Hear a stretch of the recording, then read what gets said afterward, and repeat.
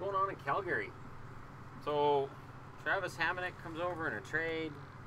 You pick up Mike Smith, Eddie Lack. Lack's motivated to do better this year. Everything's good in Calgary. And Sam Bennett? So, Darren Drager's reporting that there's a sizable gap between what Bennett wants and the Flames are offering. I'm going to guess either the Flames aren't offering anything more than a bridge deal, Brian Burke is near this team, or they're just not offering a lot of money because Bennett hasn't justified it yet. You can't pay for potential because then you got Alexander Daigle. And he's just the most obvious example. But I remember when Pavel Brendel was still seen as a relatively good prospect, I didn't see him getting a big contract out of what he might be able to do later. Bennett, 13 goals this past season, it doesn't cut it. And he's 21 years of age. He's going to get better. This should be a simple bridge deal, 2 to 3 years, $1.5 million. I honestly don't see what Bennett has done to get more money than that, other than that he was a first-round draft pick. If Sam Bennett had been drafted in a later round, say third or fourth round, there's no way this is even an argument.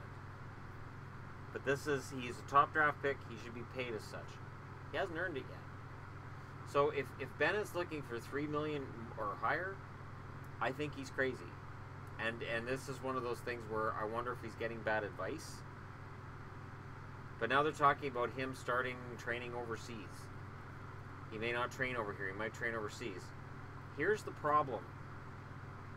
When you're a young kid and you haven't been particularly awe-inspiring, and you've got a team like Calgary, who's probably a playoff team, should be a playoff team, and they've got this kid sitting there waiting for his chance named Mark Jankowski. Now, if Bennett decides to go play overseas, Jankowski could get his spot in the lineup. Jankowski could be a very good forward. Bennett might be forgotten, and his rights could get traded. I don't think that's going to happen, but by him going overseas, it could. I'm not sold on Jankowski, but he is a center prospect. He's older. He's likely the most NHL ready of their forward prospects. And he could step right in. Hey, look, we've got a spot for you. Because Sam Bennett decided to go overseas and play roulette. But he's playing roulette by himself. And the Calgary Flames organization isn't going to roll over and give Bennett whatever he wants. There's no way. They've got the cap space. This isn't about cap space. This is about the fact that the kid hasn't scored 20 goals in the season yet. He hasn't scored 40 points in a season yet. And he hasn't lived up to his advanced billing yet. And I still think he could. But now he's playing hardball with the Flames. And things don't end well for players who play hardball with Brian Burke. And Burke, as I said earlier, is attached to the Flames. And it'll be very interesting to see how this works out for him. I like Bennett's game. I think Bennett's a half-decent player. But if this negotiation has soured and he's thinking about going overseas, I can't see how it will end well for Bennett. I can absolutely see upsides for Calgary. Absolutely. If Jankowski's not ready, maybe somebody else is.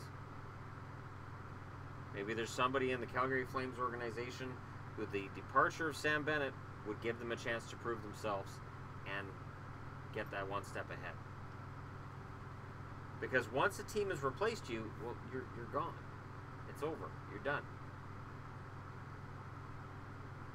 I remember Tim Erickson being all ticked off with Calgary. I want top six spot. They traded him. Eriksson right now is an unrestricted free agent, and he's still out there toiling, as far as I know. I haven't really followed Eriksson. I would imagine he's going to sign in Europe if he hasn't already. You have to be very careful how you do this when you're young, because the decision you make at 21 can be the decision that affects where you're playing or if you're playing at 26. So hopefully he's getting good advice and he blinks on this. Take a bridge deal. Take what they're offering you. Use it as incentive. So let's say he gets a 2-year deal for $1.5 million per. Go out there and score as much as you can, and 2 years from now you can take him to the cleaners, or go somewhere else and get paid $6-7 million. But I honestly think it's foolhardy to hold out and have a sizable gap between what you want and what the team's offering you. I'm not sure I understand. If you're a Flames fan, let me know in the comment section below what you think and whether you agree with management or the player on this one, because I'd be interested to hear from you. And yeah, it's one of those things. It's one of those weird arguments in terms of between player and team that I don't get. I don't understand it from the player's point of view in this one. In order to be in a position to demand a lot of money, like say, I don't know, Pasternak or Horvat, the numbers should be there. And for Bennett, they're not there yet. So get that 2-year deal, put it in your pocket, get into training camp, and play for the Flames. And prove them wrong. Let me know what you guys think in the comment section below. Don't forget to hit like and subscribe if you're browsing your way through. And thank you so much for watching. I'll talk to you again soon.